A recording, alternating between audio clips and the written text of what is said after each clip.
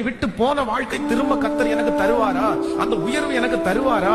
அப்போ யோபு இந்த இடத்துல ரொம்ப அழகா சொல்றாரு, இல்ல இல்ல, என்னுடைய தோல் முதலானவைகள் அழுகி போனாலும் நானே அவரை பார்ப்பேன். அந்நிய கண்கள் அல்ல, என் கண்கள் அவரை காணும். சூழ்நிலைகள் சாதகம் இல்லாமல் போகலாம், உங்கள் சரீரங்களிலே பலவீனங்கள் வரலாம், நீங்கள் இழந்த காரியத்தை திரும்ப பெற்றுக் கொள்வதற்கு வழியே இல்லாமல் இருக்கலாம். அதற்காக இனி எத்தனை வருடம் உழைப்பது, எத்தனை நாட்கள் ஓடுவது, இப்படிப்பட்ட எண்ணங்கள் எல்லாம் இருக்கலாம். ஆனா ஆண்டவர் வாக்கு கொடுக்கிறார், மகனே மகளே, நீ ஒரு நம்பிக்கையை இழக்காத.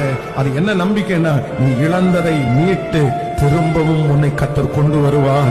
நீ இழந்ததை சகலத்தையும் கர்த்தர் உங்களுக்கு திரும்ப தருவார். சத்தமாய் ஆமென் சொல்லுவோம். இழந்த எந்த காரியமா இருந்தாலும் திரும்பவும் நம்முடைய வாழ்க்கையிலே அது வரும். விசுவாசிக்கிறீர்களா இல்லையா? நான் நம்புகிறேன், நீங்கள் இழந்த ஜெப வாழ்க்கையை ஆண்டவர் திரும்ப தரப்போகிறார்.